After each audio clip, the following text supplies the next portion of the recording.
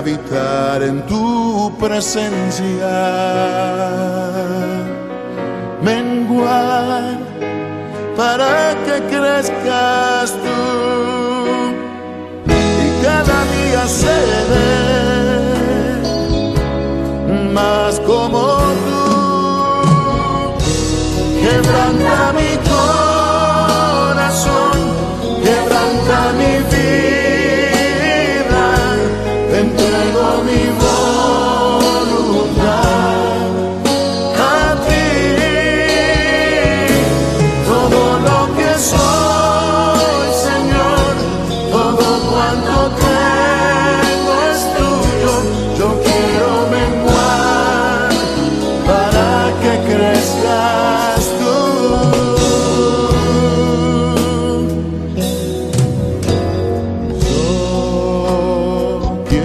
Más de ti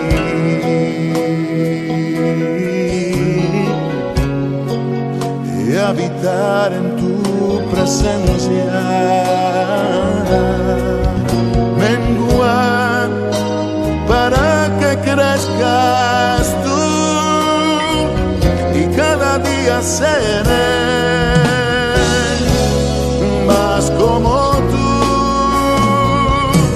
Quebranta mi corazón, quebranta mi vida, te entrego mi voluntad a ti. Todo lo que soy, Señor, todo cuanto tengo es tuyo. Yo quiero menguar para que crezcas tú. Quebranta mi corazón, quebranta mi vida, transfórmame entrego mi voz a ti, Señor, a ti. solo a ti.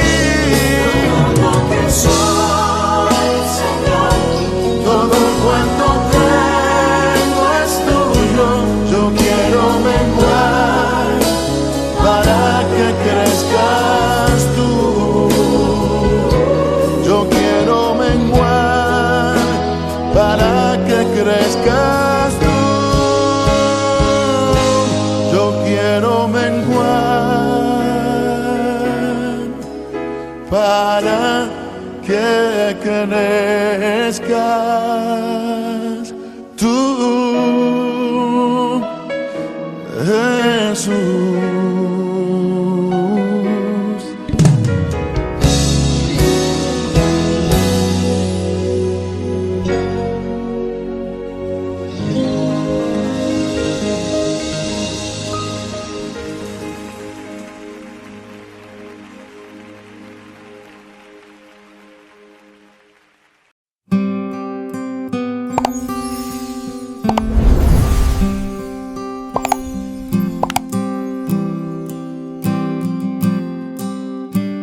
Capítulo 22.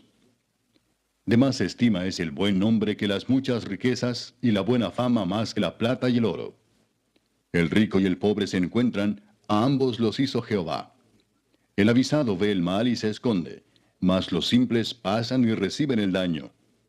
Riquezas, honra y vida son la remuneración de la humildad y del temor de Jehová. Espinos y lazos hay en el camino del perverso, el que guarda su alma se alejará de ellos. Instruye al niño en su camino, y aun cuando fuere viejo no se apartará de él. El rico se enseñorea de los pobres, y el que toma prestado es siervo del que presta.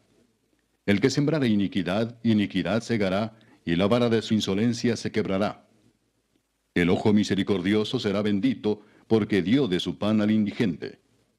Echa fuera al escarnecedor, y saldrá la contienda, y cesará el pleito y la afrenta. El que ama la limpieza de corazón, por la gracia de sus labios tendrá la amistad del rey.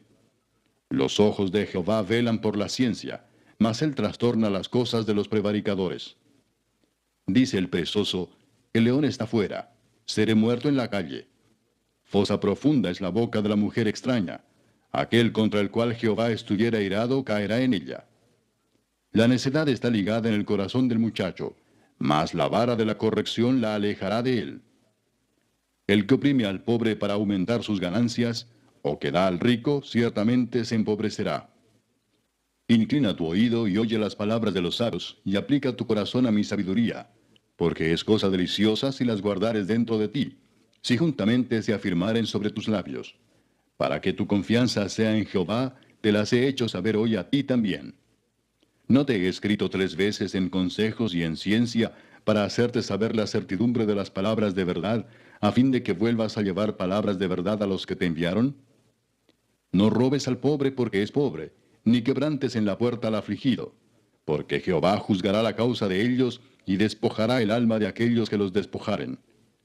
No te entremetas con el iracundo, ni te acompañes con el hombre de enojos, no sea que aprendas sus maneras y tomes lazo para tu alma. No seas de aquellos que se comprometen, ni de los que salen por fiadores de deudas. Si no tuvieres para pagar, ¿por qué han de quitar tu cama de debajo de ti? No traspases los linderos antiguos que pusieron tus padres. ¿Has visto hombre solícito en su trabajo? Delante de los reyes estará. No estará delante de los de baja condición.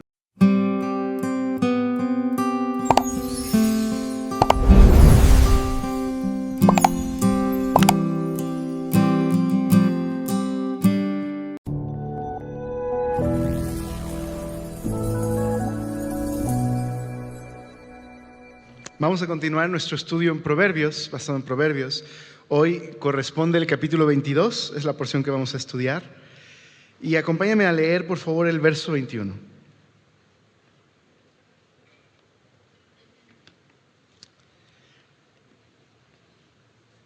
Dice el verso 21, Proverbios 22. De más estima es el buen nombre que las muchas riquezas, y la buena fama más que la plata y el oro. Este verso número 1 es la introducción al capítulo, pero también creo que se convierte en el hilo conductor de todo el Proverbios 22. ¿Qué es de más estima que la plata y el oro? El buen nombre y la buena fama. ¿Pero qué significa eso?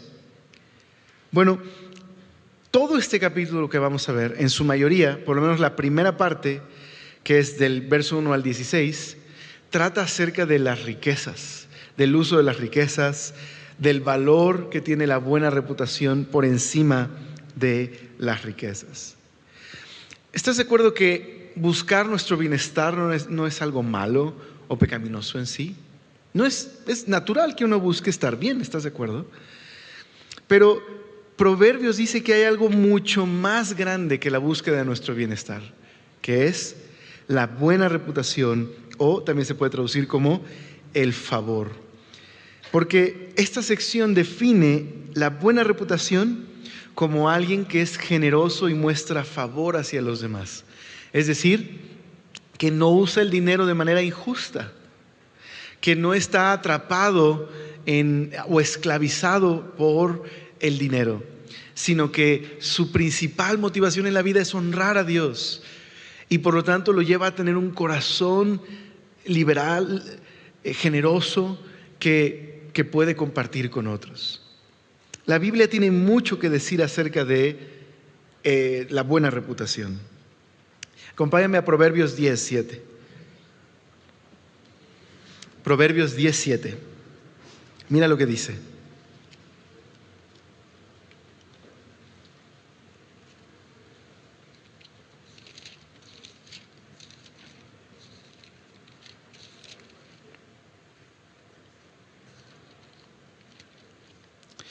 La memoria del justo, ¿cómo será?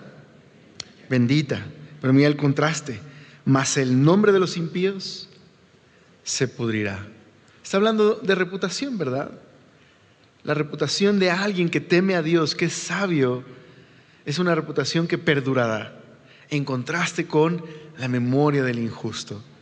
Y mira ahora Proverbios capítulo 3, verso 1. Es esta sección de Proverbios que son los discursos.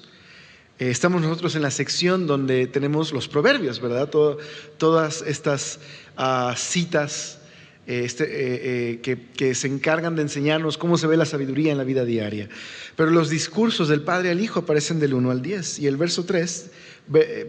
capítulo 3, verso 1 dice: Hijo mío, no te olvides de mi ley, y tu corazón guarde mis mandamientos, porque largura de días y años de vida y paz te aumentarán. Nunca se aparten de ti la misericordia y la verdad, o se traduce también como la bondad y la fidelidad. Átalas a tu cuello, escríbelas en las tablas de tu corazón. ¿Y qué vas a hallar? Gracia y buena opinión. ¿Pero ante quién? Ante los ojos de Dios y de los hombres. Esta buena reputación, este favor ante los ojos de Dios y de los hombres, Proverbios 22 dice que es de mayor estima que las riquezas. Pongámoslo de esta forma. Proverbios 22:1 son como los lentes para leer toda la sección. Cada vez que vayamos leyendo algún proverbio de este capítulo 22, ten en mente esto.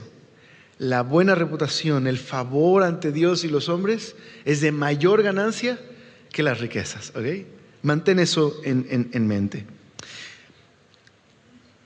Así que vamos de regreso a Proverbios 22. ¿Y les parece si iniciamos con una pequeña oración después de haber tenido esta introducción? Padre, gracias por tu amor y tu bondad.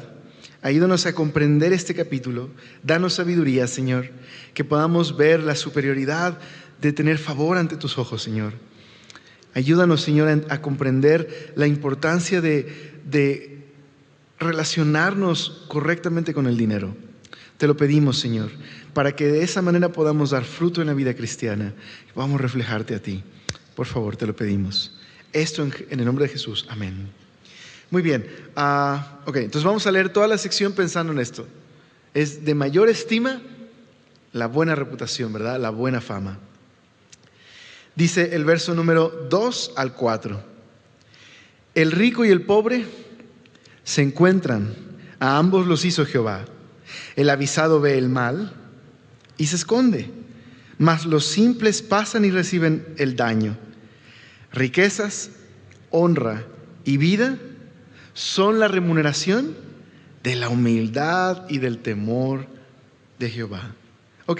¿Qué enfatiza este proverbio? Este primer proverbio, en el proverbio del verso 2, enfatiza que tanto al rico y el pobre tienen algo en común.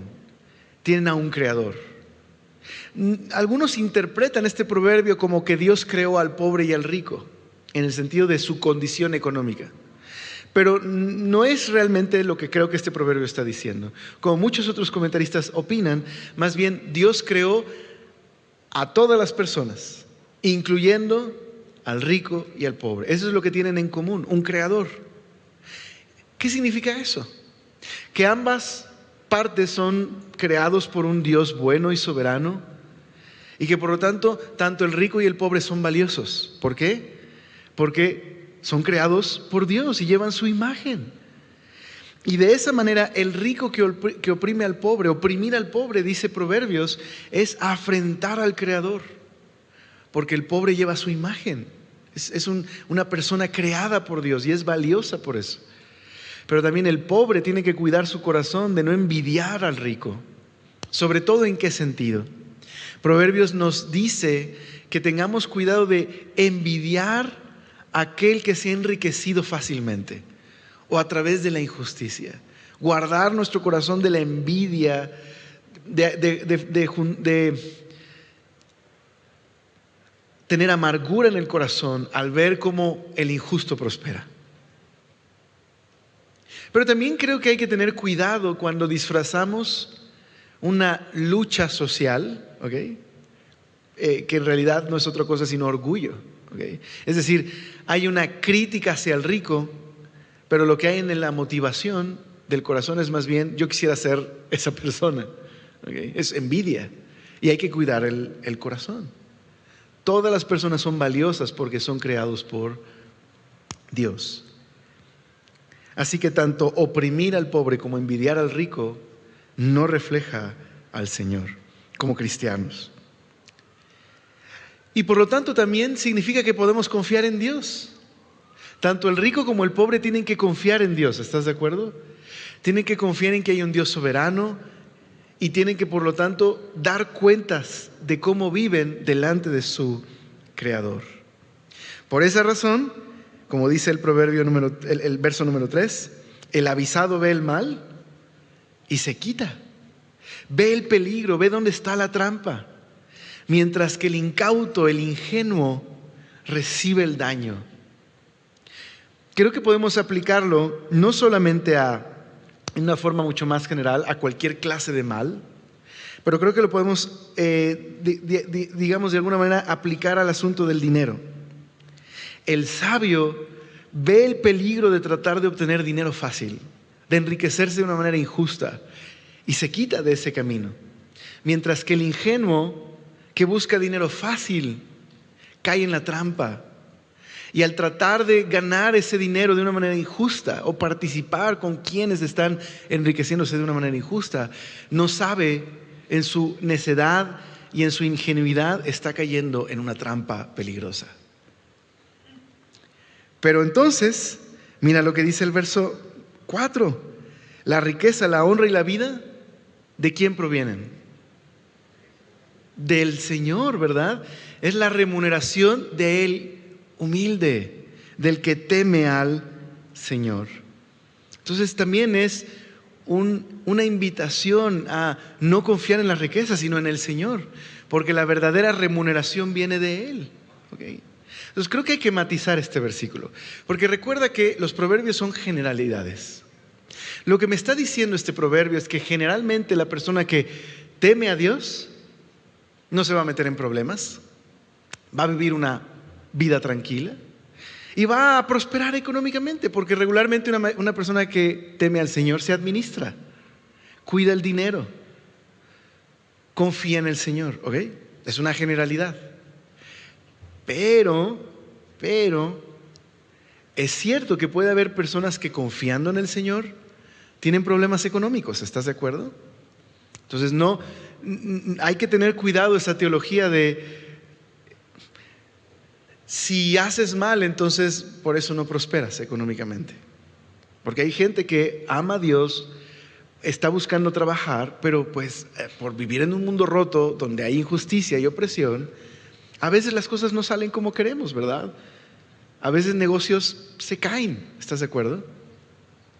A veces hay crisis en el hogar. Pero así como eso es cierto, también es cierto que muchas personas tienen problemas económicos porque no se administran, porque gastan lo que no tienen, porque se meten en problemas, porque no son sabios, ¿estás de acuerdo? También eso es cierto, porque no trabajan. Pero creo que la manera en la que nosotros como cristianos podemos ver este pasaje es reconocer que hay un Creador, reconocer que Él es soberano, que la injusticia económica es por causa del pecado en el corazón humano, ¿ok? Aunque el rico y el pobre ambos se encuentran delante del Señor, la opresión económica es generalmente causada por el egoísmo humano, por vivir en un mundo roto. Pero como cristiano, en medio de una situación así en este mundo roto, ¿qué puedo hacer? Confiar en el Señor, porque la buena reputación, ¿qué es? Mejor que las riquezas, ¿te das cuenta? Y tener un corazón generoso, que no tiene que ver con cuánto tengo y entonces doy en proporción con cuánto tengo, sino más bien doy porque he recibido del favor del Señor y por lo tanto doy. Un corazón generoso es libre para dar. No es la cantidad, sino la actitud del corazón. Y por lo tanto, esa buena reputación y ese favor es mejor que las riquezas. Entonces, este texto es un gran ubicador, ¿verdad? Otra vez nos calibra, nos pone en el centro, nos recuerda lo que es más importante. Miremos el verso número 5 al 6. Espinos y lazos hay en el camino del perverso.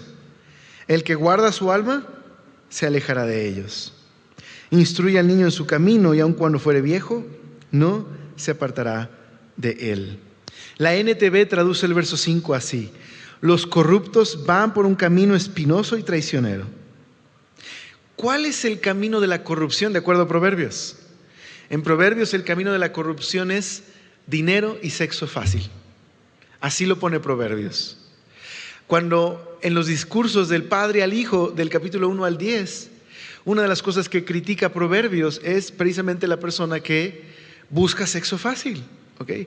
¿Recuerdas esta advertencia de no caer en la tentación de la mujer extraña y esta oferta por sexo fácil? O el camino del impío que tuerce su camino, que se aprovecha del vulnerable para tener dinero fácil. Incluso el perezoso en Proverbios es visto como aquel que solo quiere todo gratis, quiere dinero fácil. Es un camino de corrupción. También el orgullo y la necedad, el no tomar en cuenta a Dios en mis caminos, es un camino de corrupción y necedad. Bueno, la NTV dice, el que aprecia la vida evitará estos caminos. Verás, en Proverbios hay dos caminos: el de la corrupción, injusticia, dinero fácil, sexo fácil, orgullo, y el camino de Dios, el camino de la sabiduría, el camino de temer al Señor. Hay dos caminos nada más. No podemos más que transitar en alguno de ellos. El sabio evita el camino de la corrupción, se aleja completamente de él. Ahora, ¿qué mejor manera para evitar ese camino que, como dice el verso 6, instruye al niño en su camino? ¿En cuál de estos dos? En el camino del Señor. Instrúyelo en el camino del Señor y cuando fuere viejo no se apartará de él. Es que en Proverbios esto es lo que se llama la ley de la siembra y la cosecha, o de la causa y el efecto. Dios creó un universo moral en el cual mis acciones tienen repercusiones, para bien o para mal. Claro, recuerda, estamos en un mundo roto y a veces aún haciendo lo correcto puede que no me vaya como espero, ¿verdad? Porque vivo en un mundo roto. Pero ahí tengo que confiar en el Señor y en que Él es bueno y justo y sabio. Y Él va a usar esas dificultades en mi vida, ¿ok?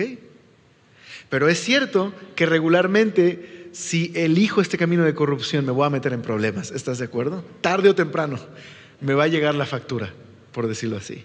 ¿Okay? Por eso la labor de los padres es tan importante, porque los padres pueden instruir a sus hijos en el camino de Dios. Pueden brindarles una cosmovisión cristiana. Pueden enseñarles qué significa amar y temer a Dios desde que son pequeños. Qué privilegio tenemos tan grande de ayudarles a interpretar la vida desde una perspectiva bíblica.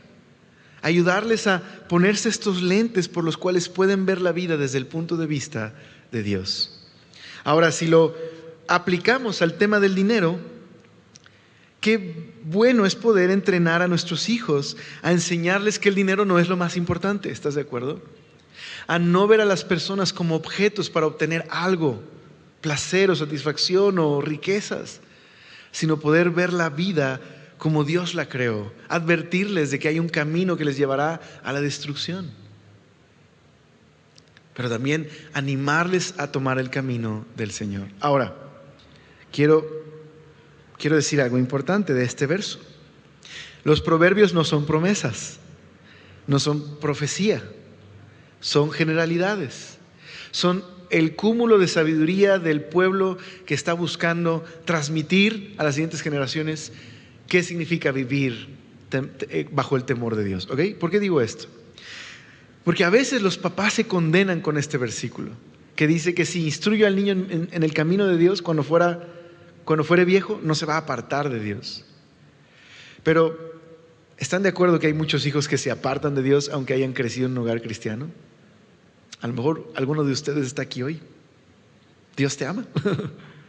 El Señor te ama. Y está llamándote a que vuelvas a Él. No sé si te trajeron a regañadientes o estás aquí por gusto, pero Dios te ama y quiere que le conozcas. Pero no siempre es el caso que los hijos que se apartan de Dios de grandes es porque sus papás hicieron algo que está mal. Este proverbio no es una promesa, es una generalidad. Déjame ponerlo así. ¿Qué probabilidad hay de que un niño camine con el Señor si lo instruyo en su camino desde pequeño? Pues hay una mayor probabilidad que si ignoro enseñarle del camino de Dios. ¿Estás de acuerdo? Entonces, si yo le ayudo a pensar desde pequeño, desde una perspectiva bíblica, le estoy dando cimientos para que un día tome una decisión, porque todo hijo un día tendrá que tomar una decisión, si seguir a Cristo o no. Nuestra oración es que lo hagan. Y nuestra responsabilidad no es que se conviertan, sino instruirlos para que un día tomen la decisión. ¿Ok? Aunque no quiero descartar la posibilidad de que sí, a veces hay hijos que se apartan de Dios porque quizás no les criamos con la comunicación, el amor y la disciplina que requerían. Pero no te condenes si tú reconoces que esto ha pasado en tu hogar.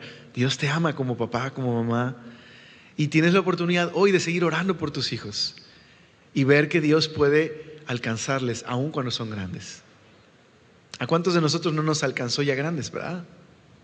Entonces Dios es bueno, confía en Él. Déjame voltear el versículo y decirlo al revés, ¿ok? Bueno, perdón, voy a hacer una broma muy tonta. ¿A qué me refiero? Lo voy a decir de otra manera. Dice un comentarista bíblico de manera a manera de sátira: entrena al niño de acuerdo a las inclinaciones de su corazón, de acuerdo a su propia voluntad, y nunca se apartará del camino de la corrupción. ¿Okay? Es bueno solo verlo de esa manera. Toda crianza moldea el corazón de los hijos. O estoy ayudándoles a inclinar su corazón hacia Dios, o estoy exaltando la idolatría de su corazón y criándoles de manera que más bien estoy ayudándoles a simplemente inclinarse a los deseos de su propio corazón. Es una buena exhortación, ¿estás de acuerdo? Versos 7 al 9.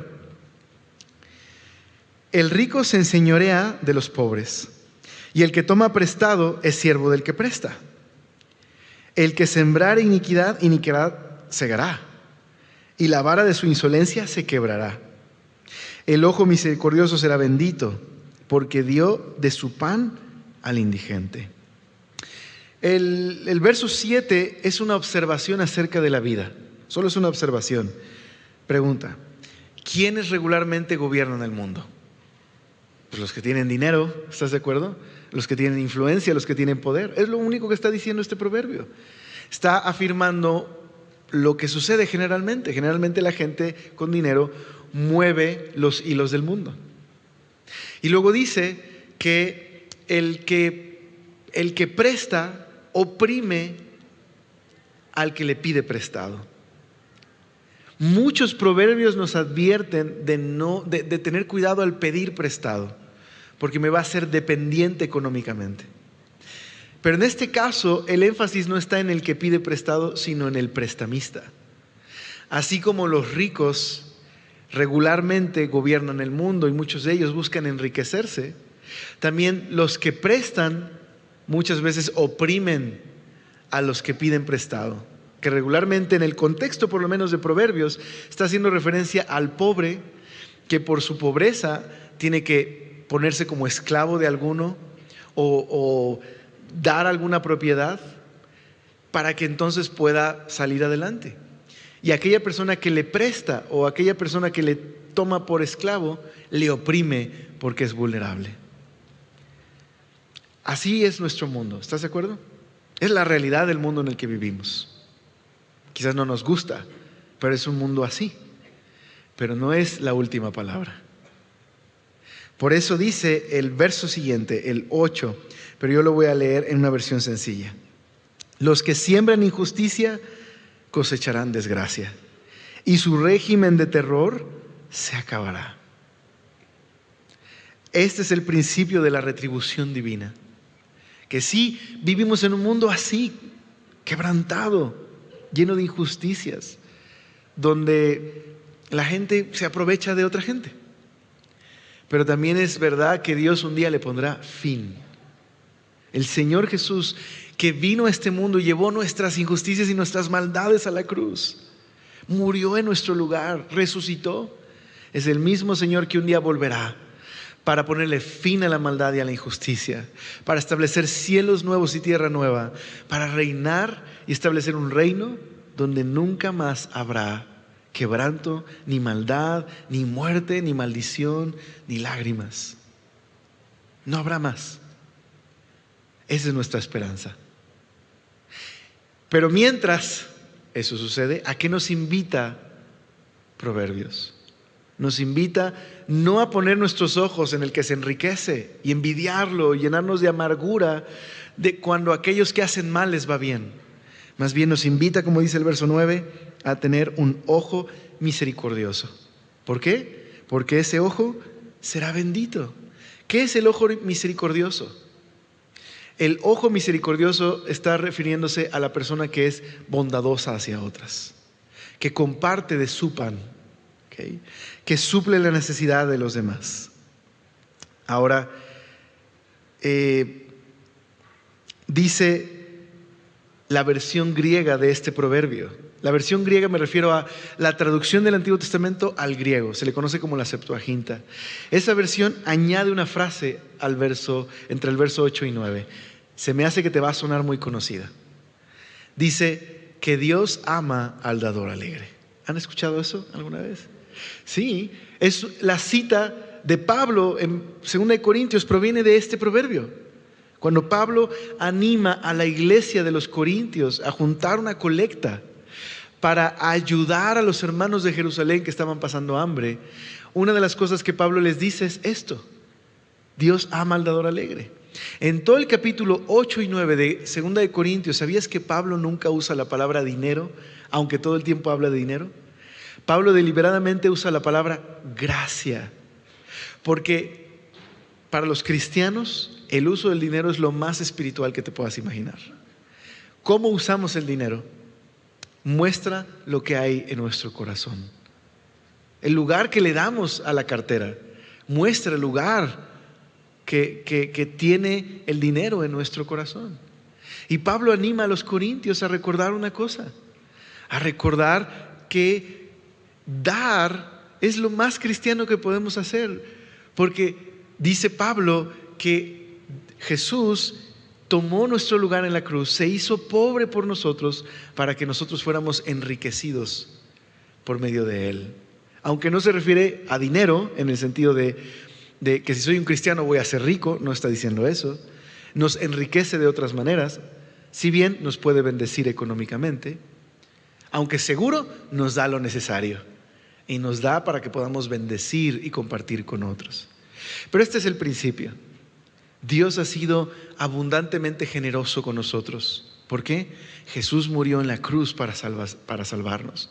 Entonces, lo más cristiano que puedo hacer, ¿qué es? Responder a la generosidad de Dios siendo generoso hacia los demás, invirtiendo mi vida, mi tiempo, mis recursos en suplir la necesidad de otros. Es lo más cristiano, porque nosotros somos los que predicamos de un Dios que ha sido generoso en su bondad y amor hacia sus enemigos y que nos rescató y nos incluyó en su familia. ¿Me explico? Así que sí, vivimos en un mundo roto, vivimos en un mundo donde hay injusticia, vivimos en un mundo donde el dinero mueve todas las cosas.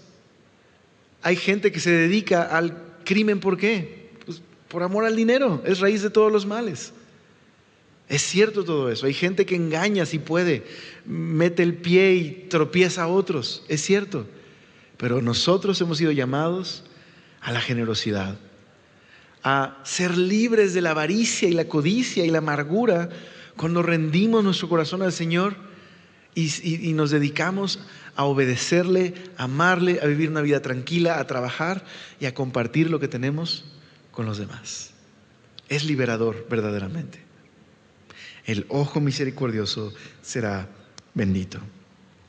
Dice el verso 10 al verso número 11: echa fuera al escarnecedor y saldrá la contienda y cesará el pleito y la afrenta.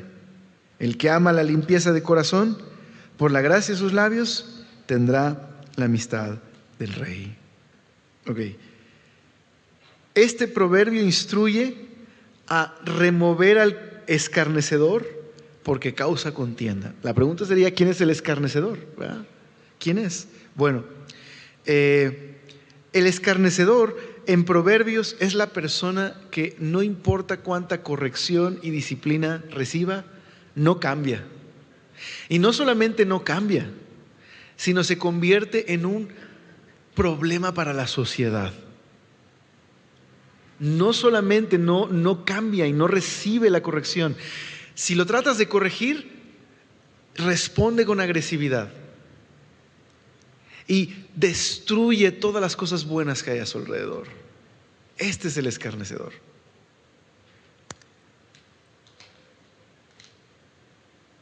¿Hay esperanza para el escarnecedor? Sí, creo que hay esperanza y creo que el Señor puede transformar aún a una persona así. Claro, es necesario primero que se arrepienta, ¿verdad? Y venga al Señor. Pero a veces lo que necesita el escarnecedor es ser removido del lugar. Porque quizás eso es lo que va a hacer que abra sus ojos y busque la ayuda. Ahora, déjame decir algo, perdón, no quiero ser ofensivo, pero quizás estás aquí y uno de ustedes es un escarnecedor en su familia. Tienes a todos hartos. Sabes, si sigues en ese camino, lo único que vas a hacer es alejar a todos de tu vida. Pero no tienes por qué seguir así, necio. Puedes cambiar tu camino si vienes al Señor, reconoces su amor por ti, porque el Señor te amó aún siendo un escarnecedor. Y quiere transformar tu vida, quiere darte de su gracia. Si ese es tu caso, no sigas viviendo de esa manera, reacciona, abre tus ojos, tus oídos a lo que estás escuchando y recibe del Señor. Pero mira el contraste. El contraste es, en el verso 11, el que ama la limpieza de corazón, por la gracia de sus labios, tendrá la amistad del Rey. El escarnecedor se queda solo, se convierte en un problema para la sociedad. Pero el que ama la pureza de corazón, al contrario, de lo que brota de su corazón, sus palabras, lo hacen tener la amistad del Rey. Qué contraste, ¿verdad? Este queda solo, este hasta se hace amigo del Rey. Y todo es un asunto del corazón, porque el escarnecedor está atrapado en su necedad por su corazón necio y duro, mientras que el que ama pureza del corazón es el que puede estar delante del Rey. Recuerda que el corazón es el centro de quienes somos. Es lo que mueve nuestra voluntad. Este proverbio nos invita a amar la pureza de corazón. ¿Quién nos puede dar pureza de corazón? Señor Jesús, ¿verdad? Él puede limpiarnos y transformarnos para que nuestras palabras estén llenas de gracia al recibir su gracia. Mira el verso 12, del verso 12 al 14. Los ojos de Jehová velan por la ciencia, mas él trastorna las cosas de los prevaricadores. Dice el perezoso: el león está afuera, seré muerto en la calle. Fosa profunda es la boca de la mujer extraña. Aquel contra el cual Jehová estuviera airado, caerá en ella. Ok. Cuando la Escritura habla de los ojos del Señor, ¿a qué se refiere? Se refiere a que el Señor está atento, está vigilando. ¿Qué es lo que está vigilando? La ciencia. Esto significa que el Señor ama y protege la verdad. El Señor está por la verdad, pero se opone al engaño, la falsedad y la mentira. Nunca jamás el Señor va a bendecir una mentira o un engaño. Él es el que salvaguarda la verdad. Él protege la verdad. Así que nos invita a evitar la impureza, a evitar el engaño, porque Él va a frustrar el engaño de los infieles, dice. No tendrán el efecto deseado aquellos que son engañadores. Pero luego se dirige al perezoso. Y el perezoso, ¿sabes? El perezoso es tan perezoso que inventa las peores excusas. Hay un león allá afuera, si salgo me va a comer, ¿no? Está como el misionero que se encontró con un león. ¿Sí? ¿Saben esa historia del misionero que se encontró con el león? ¿No? Es muy famosa esa historia. Es un misionero en África, está viajando de una aldea a otra y se encuentra un león. Y bueno, pues tú sabes, está paralizado, está muerto de miedo. Señor, yo vine aquí a anunciar tu palabra, por favor ayúdame, que el león sea cristiano. Señor, ayúdame que León sea cristiano, te lo ruego. Entonces de pronto como que se agazapa el león, se agacha, ¿no? Y agacha su cabecita así. Entonces escucha que está como diciendo unas cosas el león, se acerca y el león está diciendo: Señor, gracias por los alimentos. ¿No? Bueno, pidió que fuera cristiano, ¿ok? Chiste noventero, decía Dodo hace ratito. Bien, ok.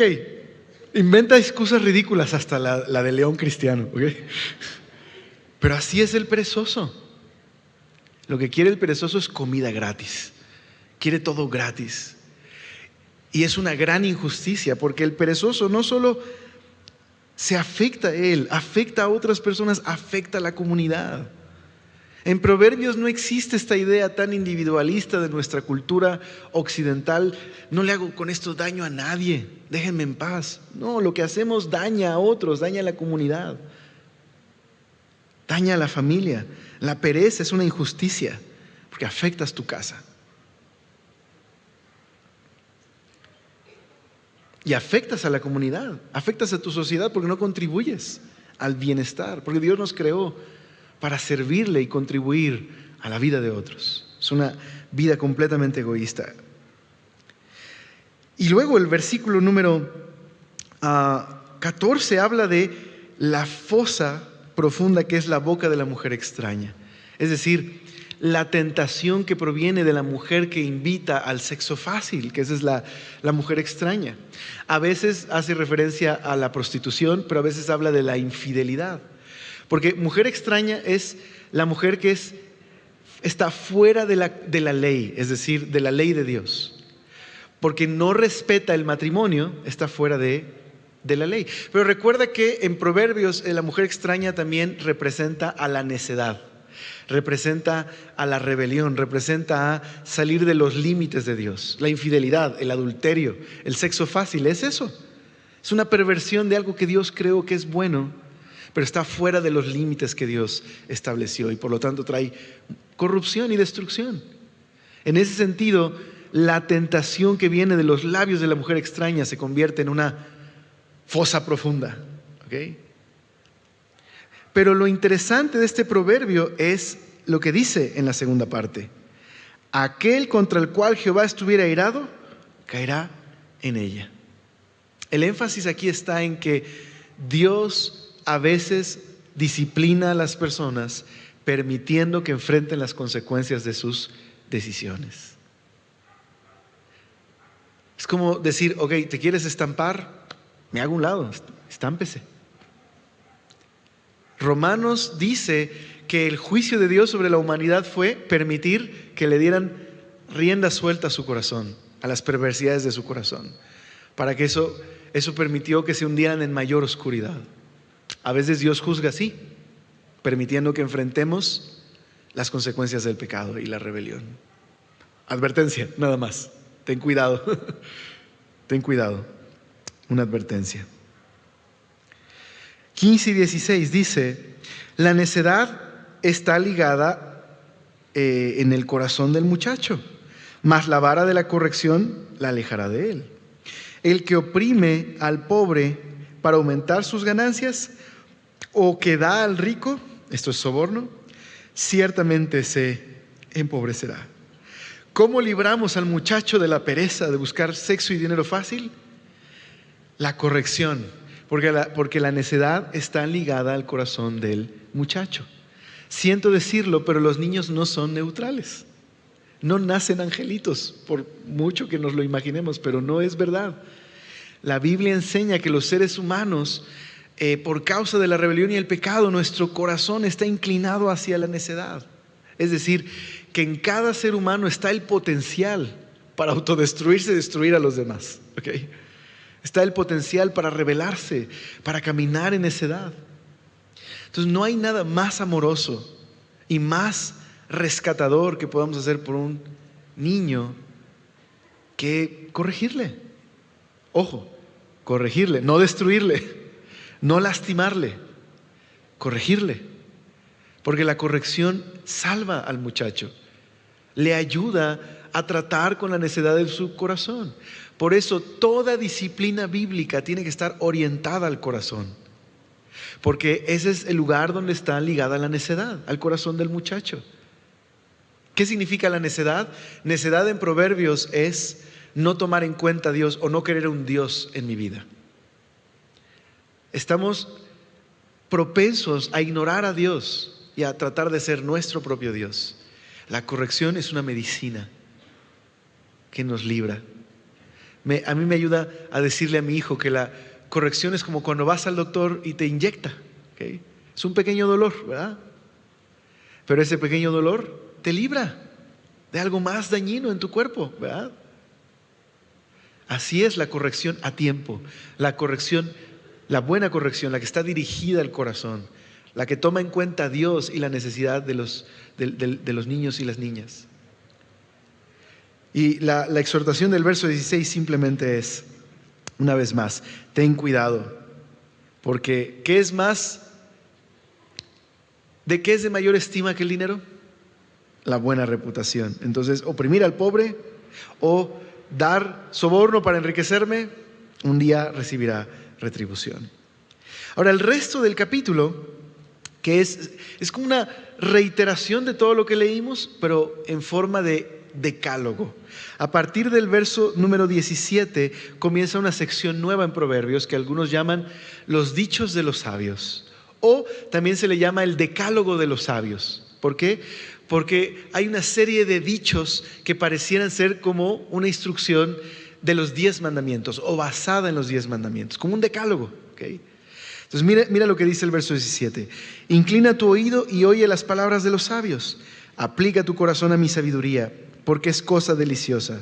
Si las guardares dentro de ti, si juntamente se afirmaren sobre tus labios, para que tu confianza sea en Jehová, te las ha hecho saber hoy a ti también. Entonces el padre se dirige al hijo, el Salomón se dirige al hijo y le dice: estos son los dichos de los sabios que he puesto frente a ti. Hijo, inclina tu oído, guárdalos en tu corazón, porque recuerda que sobre toda cosa guardada, guarda tu corazón, porque de él mana la vida. Inclinar el oído es una manera de decir: dispón tu corazón a obedecer a Dios, a temerle, a amarle, a honrarle. Guardar en el corazón significa disponte a obedecer, a aplicar estos dichos en tu vida. Entonces vamos a ver los dichos, este decálogo de los dichos. Dice el verso 20: no te he escrito 3 veces en consejo y en ciencia, para hacerte saber la certidumbre de las palabras de verdad, a fin de que vuelvas a llevar palabras de verdad a los que te enviaron. Ahí está el decálogo. No robes al pobre porque es pobre, ni quebrantes en la puerta al afligido, porque Jehová juzgará la causa de ellos y despojará el alma de aquellos que los despojaren. ¿Qué hace tan terrible robarle a un pobre? Que es vulnerable. Por eso es tan fácil robarle a alguien pobre, porque no se puede defender, no hay quien vea por su causa. Y eso es lo que lo hace tan perverso. Aprovecharte de alguien vulnerable es lo más perverso que puedes hacer. Pero dice que no se quedará impune, que Dios en algún momento les llegará la factura. Va a traer retribución a aquellos que se aprovechan de los necesitados. Mira el siguiente, verso 24-25. No te tremetas con el iracundo, ni te acompañes con el hombre de enojos. No sea que aprendas sus maneras y tomes lazo para tu alma. ¿Okay? ¿Quién es el iracundo? No es la persona que un día se enoja, digamos, perdió el cool, ¿no? Como dicen por ahí. Todos nos enojamos en algún momento, todos decimos algo ofensivo y nos lamentamos por haber dado rienda suelta al enojo en el corazón. Pero el iracundo es la persona que vive enojada, ¿me explico? Que insulta cuando puede, que no puedes tratar con él, todo el tiempo está molesto, todo el tiempo insulta, todo el tiempo lastima. Dice: no te juntes con alguien así. Vas a aprender de sus maneras y vas a caer en la trampa. Chicas que van a casarse, cuidado, ¿ok? No te juntes con el iracundo. No va a cambiar, pero es que sí, le gusta ir a la iglesia. Va a cambiar cuando nos casemos, no va a cambiar cuando te cases. ¿Ok? Ten cuidado. Muchachos, sean sabios. ¿Con quién se van a casar? Escoge en el Señor. Ten cuidado. Es una decisión muy importante. Verso número 26 y 27. No seas de aquellos que se comprometen, ni de los que salen por fiadores de deudas. Si no tuvieres para pagar, ¿por qué han de quitar tu cama de debajo de ti? Entonces, ¿de qué nos advierte? Nos advierte de garantizar la deuda de una persona ajena y que no tenemos ni para pagar si algo sale mal. Proverbios dice, no hagas esto, porque si aquel que saliste fiador por él no tiene para pagar, por quien van a ir es por ti, y si tú no tienes para pagar, te van a quitar hasta los calcetines, hasta las sábanas, dice ahí, hasta la cama. Es simplemente lo siguiente: cuida la manera en la que haces votos. No hagas votos precipitados. No tomes decisiones económicas tontas. Es lo que está diciendo aquí. Ten cuidado. Honra al Señor. La tarjeta de crédito a veces puede ser de ayuda, ¿verdad? Pero un día mi hijo me decía, papá, ¿me puedes comprar esto? No, es que no traigo. Con la tarjeta de crédito. Le digo, no, hijo, es que no es dinero que te regalan. Hay que pagarlo. Sí, me explico. Entonces, pero a veces se nos olvida también eso, ¿verdad? Aguas. Úsala bien. Toma buenas decisiones. ¿Ok? Si has tomado malas decisiones, el Señor es bueno. Paga para que puedas salir de ese aprieto. ¿Vale? Verso número 28. No traspases los linderos antiguos que pusieron tus padres. Perdón, ya me estoy saltando al 29. No traspases los linderos antiguos que pusieron tus padres. Ok, qué versículo tan extraño. ¿Qué es los linderos antiguos? Verás, la sociedad de antes, en la época de Israel, pues era una sociedad patriarcal, pero también estaba basada en la herencia. ¿Ok? Heredabas la tierra. Israel había heredado la tierra del Señor. Y el Señor había repartido la tierra de acuerdo a su soberanía para todas las tribus. Así que cada quien le correspondía un pedazo. Pero había gente muy abusada que movía los límites de la tierra para expandir su territorio y quedarse con la tierra que no era suya. ¿Qué me dice este proverbio? Que tenga cuidado y que respete la propiedad de las personas. Que no tome lo que no me pertenece. Que no abuse de los demás. Ahora, qué triste que creo que sí hay una aplicación directa de este pasaje, porque cuánta gente no busca quedarse con la herencia de los demás. En la familia es terrible eso, ¿verdad? Pero uno podría estar dispuesto a lastimar con tal de quedarse con la herencia de otros. ¡Ey, cuidado! El Señor ve con total desagrado tomar lo que no es tuyo. Verso 29. ¿Has visto hombre solícito en su trabajo? Ok, la pregunta es, ¿conoces a alguien trabajador, diligente, esforzado, administrado, se levanta temprano a chambear? ¿Conoces a alguien así? No me vais a decir, claro, lo miro al espejo todos los días, ¿no? ¿Conoces a alguien así, trabajador? ¿Sí? Ok, mira lo que dice. Delante de los reyes estará, no estará delante de los de baja condición. Ok, simplemente el proverbio me invita a lo siguiente. Aquellos que son chambeadores, pues van a obtener reconocimiento, van a obtener reconocimiento y van a tener éxito. Así de sencillo. Ahora recuerda, es una generalidad, ¿verdad? Por ahí dicen que unos nacen estrella y otros nacemos estrellados. Pero es cierto que a veces podría estarme esforzando, podría estar chambeando y las cosas no se dan. Recuerda, Dios es bueno, Dios es soberano, estamos en un mundo roto y la buena reputación es más importante que las riquezas. Entonces, eso es cierto. A veces, con todo y el trabajo, las cosas no funcionan, pero hay que confiar en el Señor y esforzarse. Pero también es cierto que generalmente quienes chambean, pues hay resultados de su trabajo, ¿estás de acuerdo? Entonces simplemente es una invitación a hacer esto, a trabajar, a esforzarme. Medita en eso nada más. Medita en si la situación que podrías estar enfrentando en casa, solamente medita si es falta de esforzarte. Ahora, si ya te estás esforzando y no ves resultados, confía en el Señor te ama, el Señor es bueno, no te condenes. El Señor a su tiempo va a guiarte y va a abrirte las puertas que quiera abrirte. Él es bueno y Él es sabio y Él sabe por lo que estás pasando. Pero no descartes que quizás necesitas esforzarte. No descartes, si ese es tu caso, que necesitas chambear, necesitas trabajar, necesitas esforzarte, ¿no? ¿Te parece si oramos?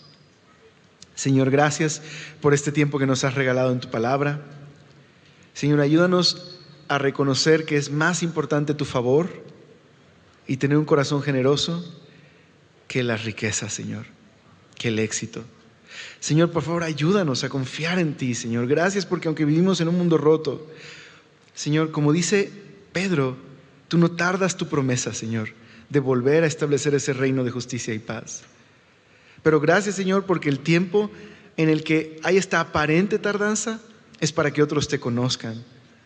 Mientras, Señor, este reino que anhelamos y esperamos de todo corazón viene, ayúdanos a llevar tu reino a otros, Señor, mientras hablamos de tu amor, llevamos el evangelio y compartimos generosamente lo que tú nos provees, Señor, con otros.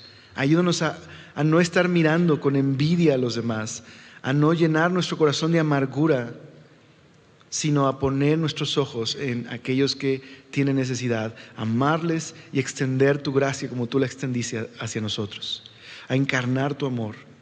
Y ayúdanos, Señor, a ver la importancia de la corrección y la disciplina que nos ayuda a crecer, Señor, que nos ayuda a conocerte y nos aparte de un camino de destrucción.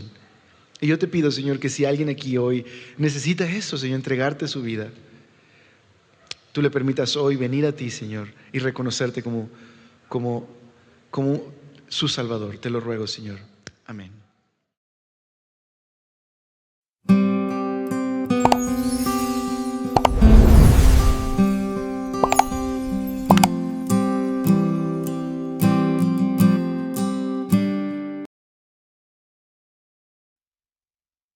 El libro de Ruth es una brillante obra de arte teológica y nos invita a reflexionar en la pregunta: ¿cómo está Dios involucrado en las alegrías y sufrimientos de nuestra vida diaria? Hay 3 personajes principales en el libro: Noemí la viuda, Ruth la moabita y Boaz, el agricultor israelita. Y su historia es contada en 4 capítulos hermosamente diseñados. Profundicemos y veamos cómo se desarrolla todo esto. El capítulo 1 abre con la frase: en los días en que gobernaban los jueces. Y eso nos recuerda de los difíciles y oscuros días del libro de Jueces. Y aquí se nos presenta a una familia israelita en Belén que está luchando por sobrevivir una hambruna. Y en busca de comida se mudan a la tierra de Moab, un antiguo enemigo de Israel. Y allí el padre de la familia muere. Y los hijos se casan con 2 mujeres moabitas, Ruth y Orfa. Y luego los hijos mueren también y dejan sola a Noemí con sus 2 nuevas nueras. Así que Noemí ya no tiene ninguna razón para quedarse y le dice a sus nuevas nueras que ella regresará a su casa. Y Noemí sabe que la vida de una viuda extranjera en Israel será muy dura y por ello le dice a las nueras que no la acompañen. Orfa está de acuerdo, pero Ruth no. Ella muestra una lealtad increíble hacia Noemí y dice: a donde quiera que tú vayas, yo iré también. Tu pueblo será mi pueblo y tu Dios será mi Dios. Así que las 2 regresan juntas a Israel. Y el capítulo concluye con que Noemí cambia su nombre a Mara, que significa amarga en hebreo. Y ella se lamenta de su trágico destino. El capítulo 2 comienza con Noemí y Ruth hablando acerca de dónde encontrarán comida. Y resulta que es el inicio de la cosecha de la cebada. Así que Ruth va a buscar comida y resulta que termina recogiendo granos en el campo de un hombre llamado Boaz, quien resulta ser familiar de Noemí. Se nos dice que Boaz es un hombre de carácter noble y Ruth le llama la atención a él. Así que después de conocer un poco más de su historia, él muestra una generosidad increíble para con ella. Él hace arreglos especiales para que la inmigrante Ruth pueda recoger granos en su campo. Y al hacerlo, Boaz está de hecho obedeciendo un mandamiento explícito de la Torá: mostrar generosidad al inmigrante y al pobre. Vos está tan impresionado por la lealtad de Ruth a Noemí que ora para que Dios la recompense por su valentía. Así que Ruth vuelve a casa ese día y Noemí se entera de que ella conoció a Boaz y está muy emocionada. Noemí le dice que Boaz es el redentor de su familia. Ahora, esto del pariente redentor era una práctica cultural en Israel, donde si un hombre en la familia moría y dejaba a su esposa, hijos o tierra, era la responsabilidad del pariente redentor casarse con esa viuda, tomar la tierra y proteger a esa familia. Así que Noemí empieza a tener esperanza de que quizá todavía hay un futuro para su familia. El capítulo 3 comienza con Noemí y Ruth haciendo un plan para hacer que Boaz note la situación. Ruth dejará de usar su ropa de luto y empezará a mostrar que está disponible para casarse. Así que Ruth va a buscar a Boaz en la finca durante la noche. Y conforme ella se acerca, Boaz se despierta y queda completamente sorprendido. Y Ruth comunica muy claro cuáles son sus intenciones. Le pide a Boaz que redima a la familia de Noemí y se case con ella. Y Boaz de nuevo queda asombrado por la lealtad de Ruth a Noemí y a su familia, y le dice a Ruth que ella es una mujer virtuosa. Es el mismo término que se utiliza para describir a la mujer en Proverbios 31. Así que Boaz le dice a Ruth que espere hasta el día siguiente, y él redimirá tanto a Ruth como a Noemí legalmente delante de los ancianos de la ciudad. Así que el capítulo termina con Ruth regresando a Noemí, y ellas se maravillan juntas por todo lo que está sucediendo. En el capítulo 4 todo se resuelve. Resulta que en el último minuto, Boaz descubre que hay un pariente que es más cercano a Noemí que él, y este hombre es elegible antes que él para redimir a la familia. Pero en el último segundo, este pariente se entera de que se tiene que casar con Ruth, la moabita, así que se rehúsa. Pero Boaz, recuerda, él conoce el verdadero carácter de Ruth, así que adquiere la propiedad familiar de Noemí y se casa con Ruth. De manera que, justo como en el principio, Ruth fue leal a la familia de Noemí, ahora Boaz es también leal a la familia de Noemí. La historia concluye con un revés de todas las tragedias del capítulo 1. La muerte del esposo y los hijos es revertida, ya que Ruth se casa de nuevo y da a luz un hijo, trayendo gozo a Noemí. Y esta simetría entre el inicio y el final es todavía más asombrosa. Recuerda, la tragedia inicial fue seguida por un gran acto de lealtad por parte de Ruth. Y eso ahora coincide con el acto de lealtad de Boaz que lleva a la restauración de la familia. Y esta simetría resalta también el diseño de los capítulos internos. Cada uno de los capítulos inicia con Noemí y Ruth haciendo planes para el futuro. Y eso es seguido por una reunión providencial entre Ruth y Boaz. Y cada capítulo concluye con Noemí y Ruth regocijándose por lo que ha sucedido.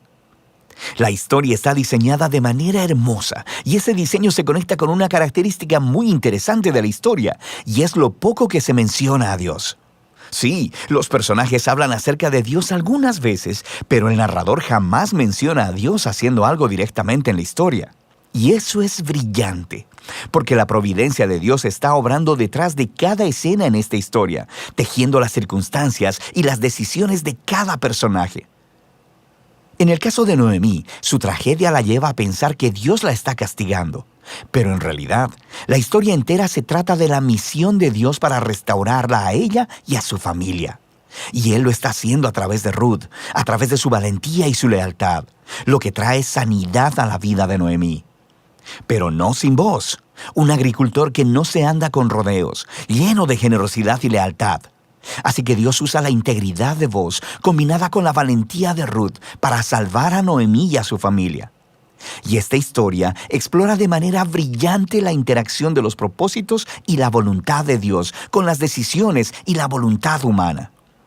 Dios entreteje la obediencia fiel de su pueblo para traer al mundo sus propósitos redentores. Eso nos lleva al verdadero final de la historia. El libro de Ruth concluye con una genealogía, mostrando cómo el hijo de Boaz y Ruth, Obed, fue el abuelo del rey David, quienes forman parte del linaje del Mesías.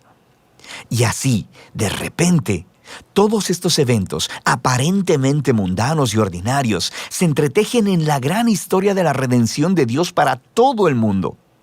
Así que el libro de Ruth nos invita a considerar cómo Dios puede estar obrando en los detalles ordinarios y mundanos de nuestras vidas también. Y de eso se trata el libro de Ruth.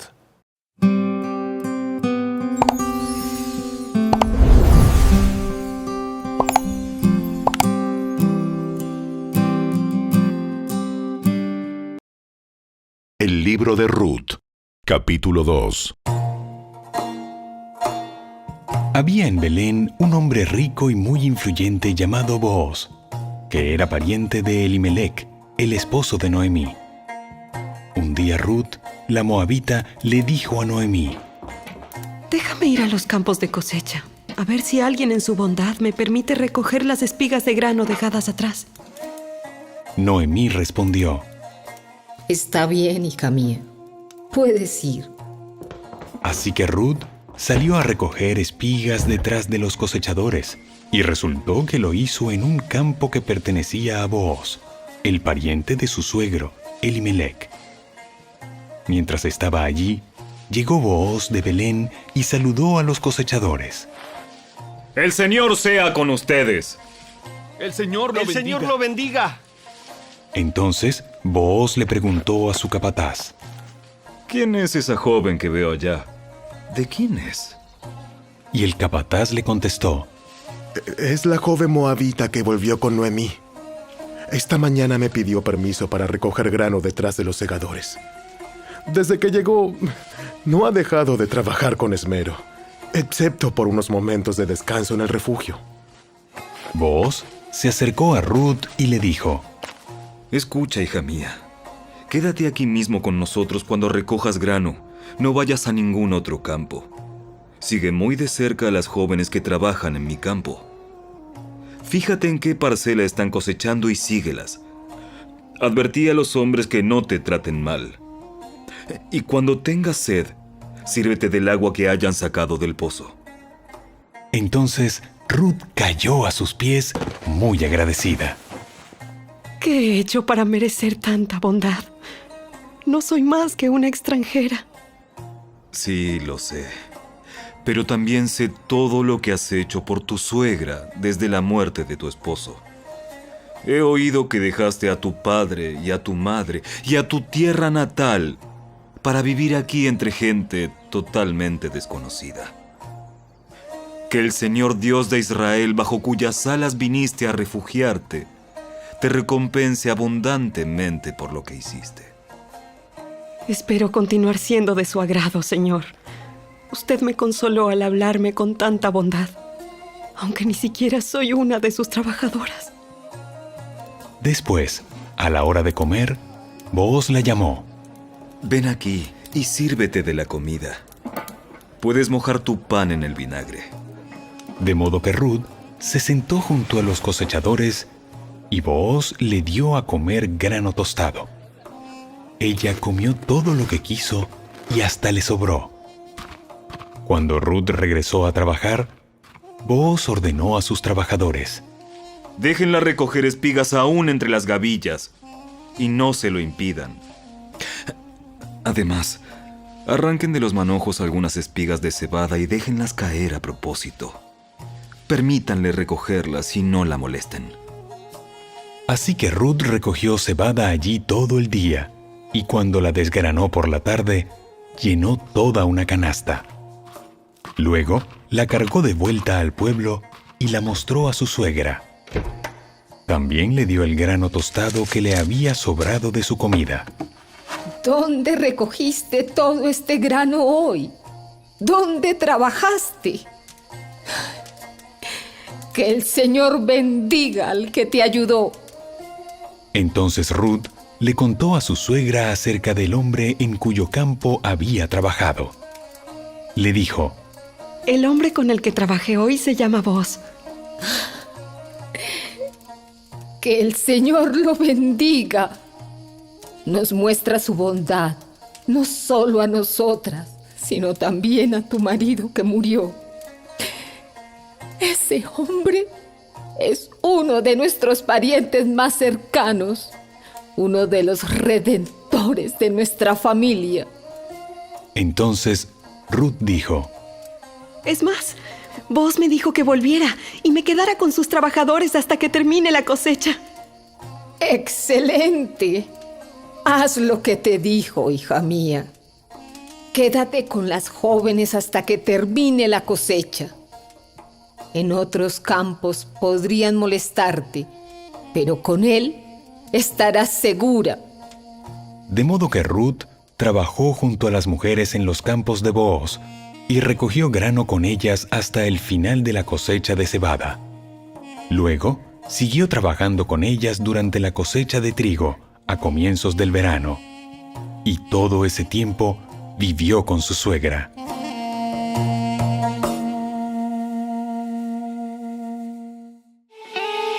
Si te gustó este video, dale me gusta, suscríbete a nuestro canal y asegúrate de activar la campanita de notificaciones para que siempre estés al día con nuestros nuevos recursos. Recuerda seguirnos también en nuestras redes sociales. Descarga ahora mismo la app y escucha la audio Biblia dramatizada en tu celular. Busca lectura pública de la Biblia en la tienda de tu dispositivo o vea la descripción de este video donde también encontrarás los links de descarga. Para ver el siguiente video, toca el recuadro que aparece en tu pantalla. ¡Hasta pronto!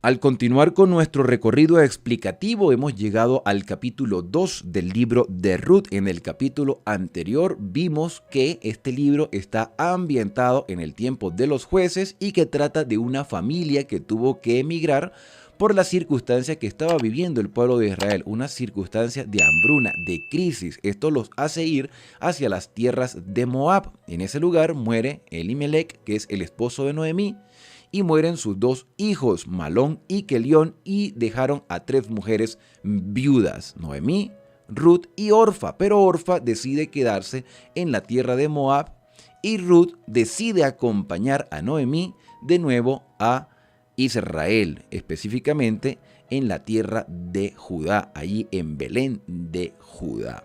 Y Ruth decide adoptar el estilo de vida de Noemí, diciéndole: tu Dios será mi Dios, tu pueblo será mi pueblo, estaré contigo y solamente nos podrá separar la muerte.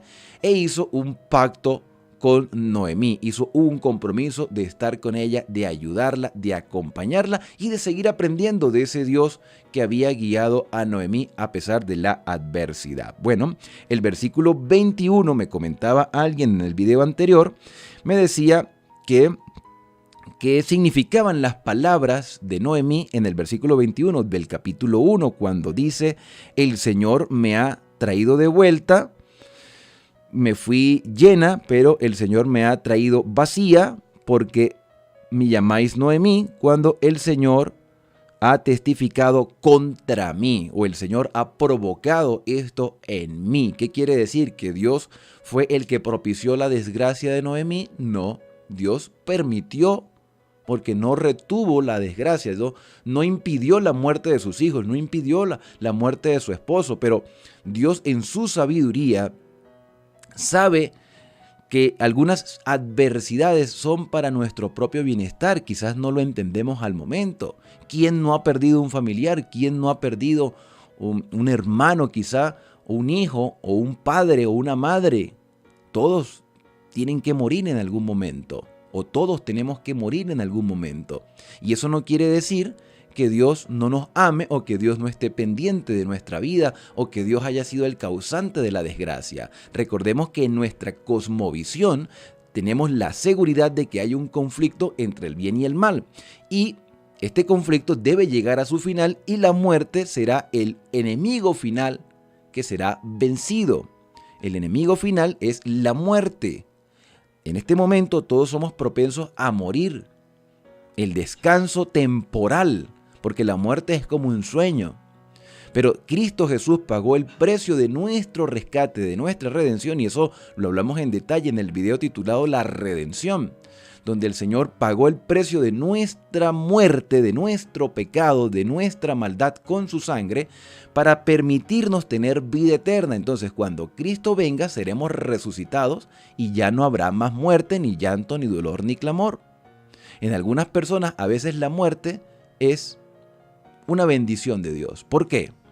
Porque una persona que tiene una enfermedad terrible, y no sabemos si posiblemente los hijos de Noemí tenían una enfermedad que les causaba mucho dolor, es mejor que esa persona descanse. Y cuando Cristo venga, y por eso tenemos que ser pacientes y perseverantes, entonces recibiremos la recompensa final.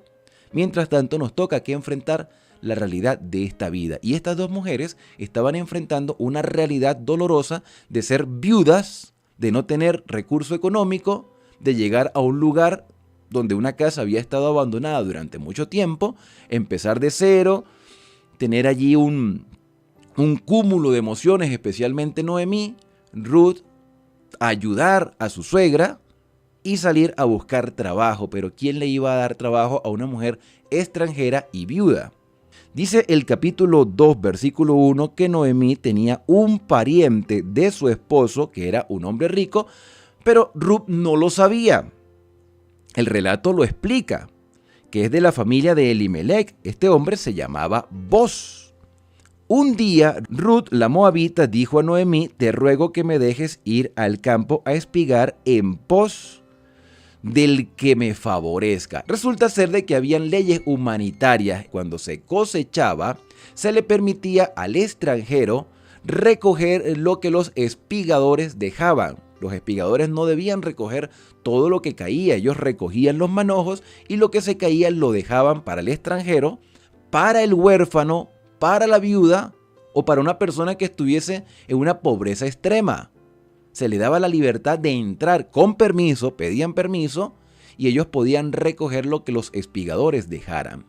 Ruth se enteró de esta ley humanitaria y decidió ir a buscar un lugar donde se le diese permiso a recoger las espigas y con eso poder comer algún tipo de pan que se pudiese hacer en ese momento con lo que se recogiera, ya sea de trigo o de cebada. Si quieres conocer más acerca de estas leyes que dejó Moisés por orden divina, la puedes buscar en Levítico 19 o Deuteronomio 24 y reforzar un poco también con Levítico 23. El Antiguo Testamento está lleno de leyes de amor en beneficio de otras personas, principalmente extranjeros, viudas y huérfanos. Así que Ruth por derecho tenía el doble privilegio de ser ayudada por ser extranjera, una peregrina que estaba emigrando de Moab a Israel, y también por ser viuda. Y posiblemente pasaron muchos días y se conoció la experiencia de Noemí y de Ruth. Entonces Ruth dice que salió a espigar donde se le diese permiso. Noemí le dijo: bueno, anda, hija mía, versículo 3, fue pues y espigó en un campo en pos de los segadores, y aconteció que el campo era de Boz, pero ella no lo sabía. Ella no conocía a Boz, no sabía quién era Boz, y Noemí tampoco se lo había dicho. Y aquí vemos la providencia de Dios. A veces en los pequeños detalles de la vida no nos damos cuenta cómo Dios nos dirige, y en medio de la adversidad cómo Dios nos ayuda. Ruth llegó a los campos de Boz, y Boz era un pariente cercano de Elimelech, el suegro de Ruth. Y ella empezó a espigar allí. Parece que Boz no estaba en ese momento, pero ella comenzó a espigar, empezó a recoger lo que los espigadores, lo que los trabajadores y los siervos dejaban por el camino. Más tarde Boz llegó de Belén, dice el versículo 4, y dijo a los segadores: el Señor sea con vosotros, que es el saludo más común en Israel. Shalom, shalom, la paz sea contigo, el Señor esté contigo. Entonces ellos respondieron: el Señor te bendiga. Y Boz preguntó a su criado, el mayordomo de los segadores, quién era la joven. Él se percató de que había una mujer diferente en el grupo de los trabajadores. Conocía bien a sus trabajadores. Boz era un hombre humanitario. Por lo que se describe, estaba bien pendiente de sus trabajadores y notó la llegada de alguien diferente, una joven.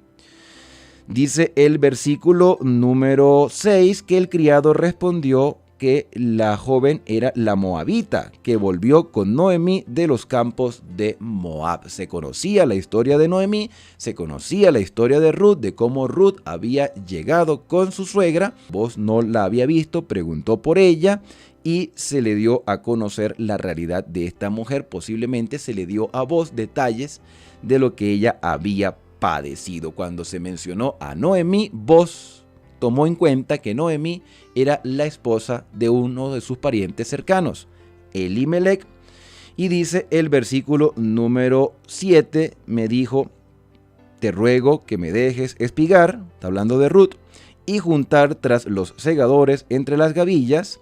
Entró pues y ha estado desde la mañana hasta ahora, menos un poco que se detuvo en casa, posiblemente para ir a ver a Noemí o para llevar algo de alimento. Noemí no podía ir a espigar porque posiblemente ella estaba muy anciana o estaba quizás imposibilitada para salir. Por eso Ruth fue sola, fue temeraria, fue arriesgada, pero sabía la responsabilidad que había adquirido con su suegra y desde muy temprano en la mañana hasta la tarde esta mujer estaba trabajando con tenacidad. Bueno, entonces dice el versículo número 8 que Booz dijo a Ruth, oye hija mía, no vayas a espigar a otro campo. Claramente Booz entendió que tenía una responsabilidad porque conocía las leyes de Levítico 19, las leyes de Deuteronomio 24, de Levítico 23, las leyes humanitarias para extranjeros y viudas, y más cuando fuera una persona que fuera cercana a la familia. No era un familiar directo, pero era la viuda de un familiar directo. Entonces le dice, no te apartes de aquí, puedes quedar aquí con mis criadas. Quédate aquí, no te vayas a otro campo. Mira bien el campo donde ciegues y síguelas, porque yo he mandado a los criados que no te molesten. Empezó entonces a protegerla. Y cuando tengas sed, ve a los vasos y bebe del agua que sacan los criados. Entonces ella bajó su rostro, se inclinó en tierra en señal de respeto y dijo, ¿por qué he hallado gracia en tus ojos para que te fijes en mí, que soy extranjera? Pues por eso mismo, porque eres extranjera. Por eso mismo, porque has padecido dificultades y nosotros como pueblo de Dios tenemos el deber de ayudar. Mire, si nosotros tomáramos en cuenta estas leyes humanitarias del Antiguo Testamento, incluso la iglesia fuera mejor el día de hoy. Hay que amparar a las personas que realmente están necesitadas, pero Ruth no reclamó eso como derecho. De hecho, ella fue simplemente a pedir que se le permitiese trabajar. Porque dentro de las leyes humanitarias no era que las viudas, los huérfanos y los extranjeros se quedaban a esperar que les llevaran la comida o que les llevaran ropa o que les llevaran beneficios. Esta ley, aunque es humanitaria, no apoya la holgazanería. Se le permitía trabajar, que pudiese ganar el pan con dignidad. Se le daba la oportunidad, se le ayudaba. No fue que Booz dijo, mira, yo voy a llevarte la comida a la casa. Y aunque Noemí estaba imposibilitada por ser anciana, aún así Ruth iba y mostraba su responsabilidad, no quedándose en casa esperando que le llevaran todo. Dios fortalece el trabajo.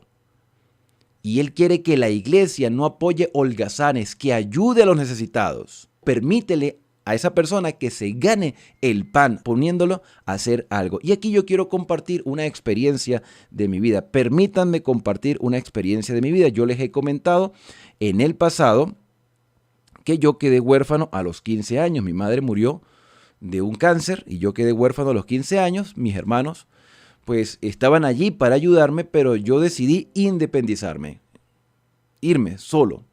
Y la iglesia me ayudó. Yo viví durante 3 años en la iglesia. La iglesia en la iglesia central, en la isla de Margarita, en Venezuela, la iglesia de Por la Mar, una iglesia grande que tenía un aposento alto, y yo dormía allí con otros 2 compañeros que eran colportores, y yo aprendí a colportar. A mí se me enseñó a colportar. Al principio me pagaban por limpiar la iglesia para yo sustentarme. Pero la iglesia no criaba vagos. La iglesia ayudaba a aquel que también estaba dispuesto a ayudarse. Y se me motivó a estudiar, pero yo había abandonado el estudio. Se me motivó a estudiar y a pagar mi estudio vendiendo libros y limpiando la iglesia. Y hoy yo puedo agradecer a la iglesia que me formó. Y esto es lo que debemos hacer también con los que padecen o llegan a la iglesia con necesidad. Se debe ayudar a las viudas, se debe ayudar al huérfano. En mi caso, cuando estuve solo, siendo menor de edad, la iglesia me ayudó y me enseñó a trabajar y me enseñó el deber, me enseñó la responsabilidad y también me mostró el camino por donde yo debía ir. Y aunque he cometido errores, porque todos los hemos cometido, porque nos hemos equivocado en algunas tomas de decisiones, el Señor ha guiado nuestros pasos o ha reencaminado nuestros pasos. Entonces Ruth demostró que ella no estaba esperando que le llevaran el alimento a la casa, salió a trabajar porque así lo determinaba la ley. Se le daba la oportunidad a estas personas trabajar, pero se les ayudaba. Versículo número 11, respondió Booz, supe lo que has hecho con tu suegra desde la muerte de tu esposo, así que este hombre se informó muy bien, y que has dejado a tus padres y la tierra donde naciste para venir a un pueblo que no conocías. Ruth se ganó la admiración de Booz. Y dice el versículo 12, el Señor recompense tu obra y recibe tu premio de parte del Señor, Dios de Israel, bajo cuyas alas has venido a refugiarte. Ella respondió, Señor mío, hallé yo gracia ante tus ojos, porque me has consolado, has hablado al corazón de tu sierva, no siendo yo ni como una de tus criadas. Esta mujer era humilde. A la hora de comer, Booz le dijo, ven aquí y come del pan y moja tu bocado con vinagre. No sé por qué comían vinagre, pero comían vinagre. No sé si en tu Biblia dice igual. Dice, ella se sentó con los segadores y él le dio del potaje y ella comió hasta saciarse y le sobró. Después se levantó a seguir trabajando, a espigar, y Booz dijo a sus criados, junte también espigas entre las gavillas y no la avergoncéis. Déjenla trabajar tranquilamente, déjenla, yo la estoy protegiendo. Allí demostró Booz que realmente estaba cumpliendo su responsabilidad como pariente cercano. Antes echad a sabiendas de los manojos, dejadla espigar y no la reprendáis. Y espigó en el campo hasta la tarde y desgranó lo que había juntado, que fue como un efa de cebada. Estamos hablando de alrededor de 20 kilos que le servían para alimentarse. Y tomó y se fue a la ciudad. Y su suegra vio lo que había juntado, sacó también lo que había sobrado después de saciarse y lo dio a Noemí. Su suegra le preguntó, ¿dónde has espigado hoy? ¿Dónde has trabajado? Bendito el que te ha favorecido. Y ella contó a su suegra lo que había sucedido y dijo, el nombre del varón donde trabajé hoy es Booz. Y Noemí se recordó. Dijo entonces, sea bendito el Señor, pues no ha rehusado a los vivos la bondad que tuvo con los que han fallecido. Después agregó, ese hombre Booz es nuestro pariente, es de nuestros, y nótese la palabra que aparece en la parte final del versículo 20, es de nuestros redentores, el tema que hablamos en el video pasado acerca de la redención, de los rescatadores, de los ayudadores. Redimir implica ayudar a una persona a ser liberado de su dolor, si es esclavo de su esclavitud, si es una persona, en este caso como estas viudas, ayudarles a sustentarse, brindarles seguridad. Redimir es de nuestros redentores. Ruth la moabita dijo, además me dijo, júntate con mis criadas hasta que haya acabado toda mi siega. Noemí respondió a Ruth su nuera: es mejor, hija mía, que salgas con sus criadas que ir a otro campo. Y Ruth siguió espigando con las criadas de Booz hasta el fin de la siega del trigo. Estamos hablando que la siega del trigo era alrededor, o la de cebada, alrededor entre los meses de marzo y abril. Así que Ruth tuvo la oportunidad de estar varios meses espigando en los campos de Booz, quizá hasta el mes de mayo, que terminaba la siega del trigo, pero habitaba con su suegra. Mantenía su responsabilidad con su suegra y trabajaba en los campos de Booz, y así era sustentada. Dios ayudó a estas dos mujeres porque Dios siempre provee para sus hijos. Dios nos ayuda. ¿Cuál es el problema? ¿Cuál es el problema de la sociedad actual? El egoísmo. Porque hemos puesto a un lado las leyes que Dios ha creado. Las leyes en beneficio de aquellos que padecen necesidad. No es que le demos el pan todo el tiempo a las personas, pero que les demos la oportunidad de desarrollarse, de trabajar. No es fácil para un extranjero llegar donde nadie lo conoce. No es fácil para un huérfano, y lo digo con propiedad, enfrentar la vida sin que alguien te pueda ayudar.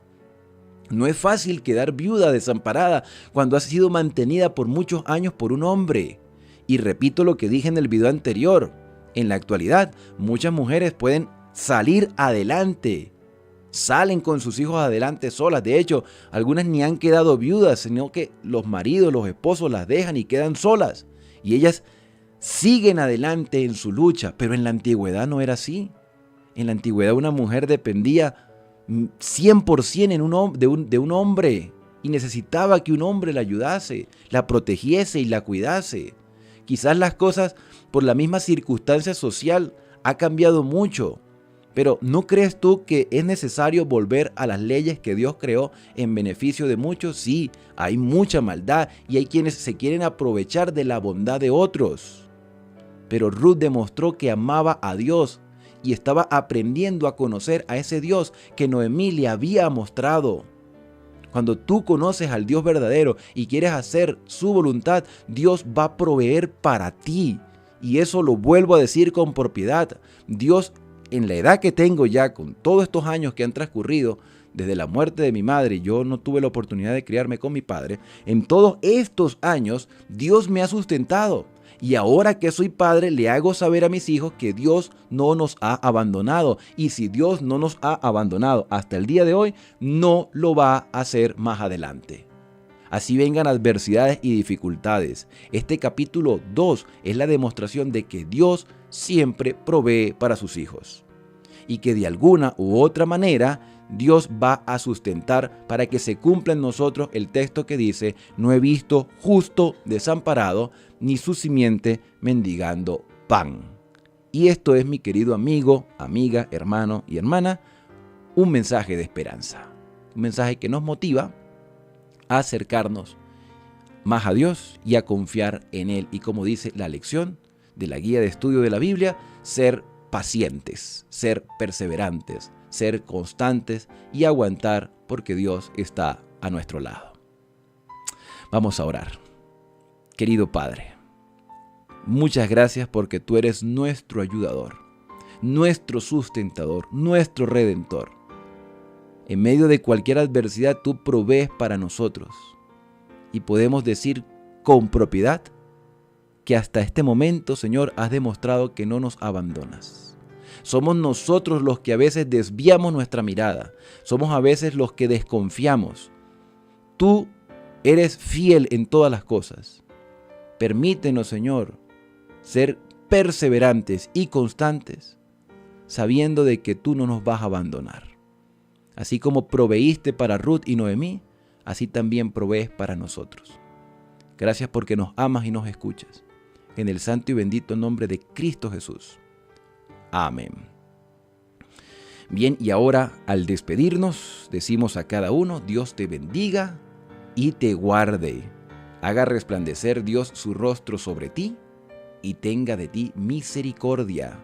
Dios alce sobre ti su rostro y ponga en ti paz. Será hasta una próxima oportunidad cuando podamos abrir la Escritura y de esta manera ser reavivados por la palabra, llenos del Espíritu Santo y entender la voluntad de Dios en nuestras vidas.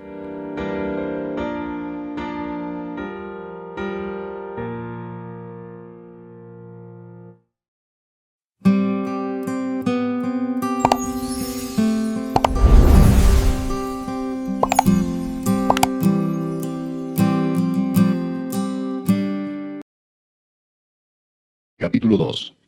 Tenía Noemí un pariente de su marido, hombre rico de la familia de Elimelech, el cual se llamaba Booz.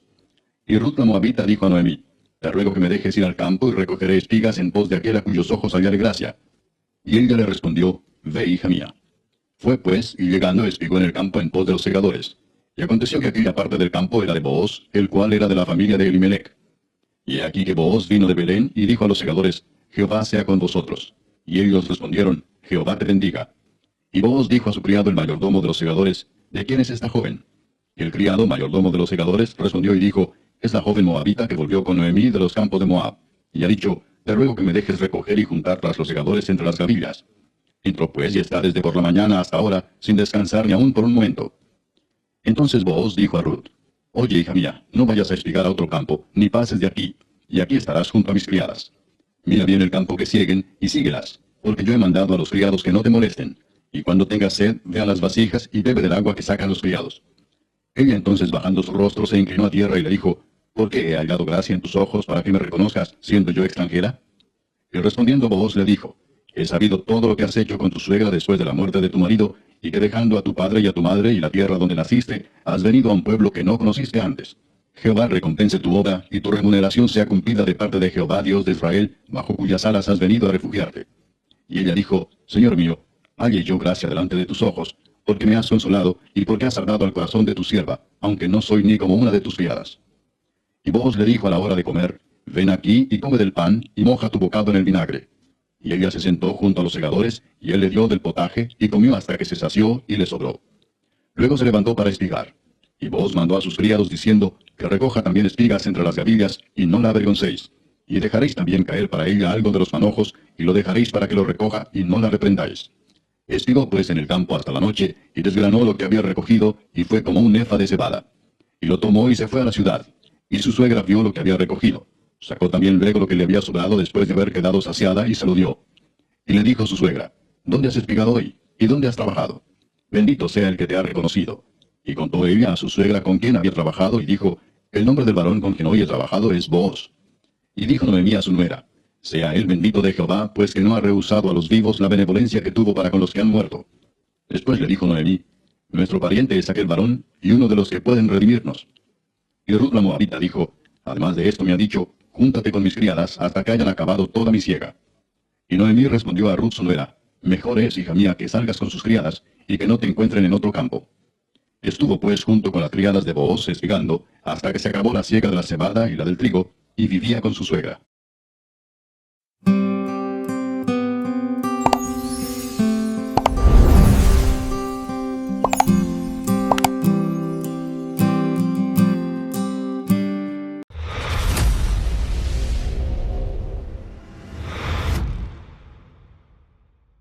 Te daría un Oscar por la mejor historia de amor, o un premio Nobel te daría yo por la paz que traes en mi corazón, por esa última cena que en mí dejó tu huella. Yo creo que Michelin debería darte una estrella y un Grammy por composición.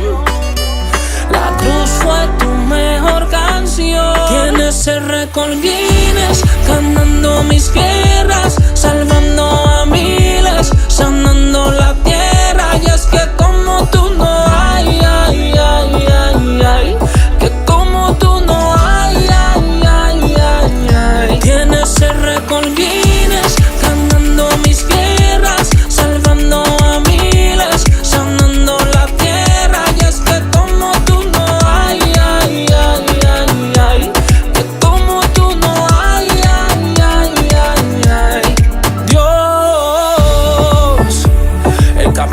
vida, por eso te condecoro. Ganador de finales, eres el Balón de Oro. Tu camino es el mapa que me conduce al tesoro. Por eso te adoro. Y metiste un gol. Tu milagro más pequeño es más grande que el show del Super Bowl. Porque en mi dolor llegaste más rápido que Usain Bolt. Con todo ese amor más grande que el sol. Me das el confort y yo me fortalezco. Y te agradezco por esa última cena que en mí dejó tu huella.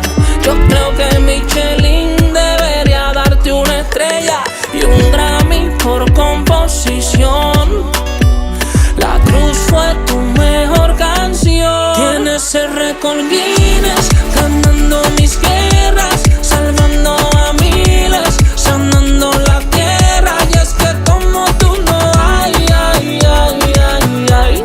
Que como tú no hay, ay, ay, ay, ay. Tienes el récord Guinness, ganando mis guerras, salvando a miles, sanando la tierra. Y es que como tú no hay, ay, ay, ay, ay. Que como tú no hay, ay, ay, ay, ay. Dios, hey, de la A a la Z, Alex Zurdo. Como tú no hay, Dios.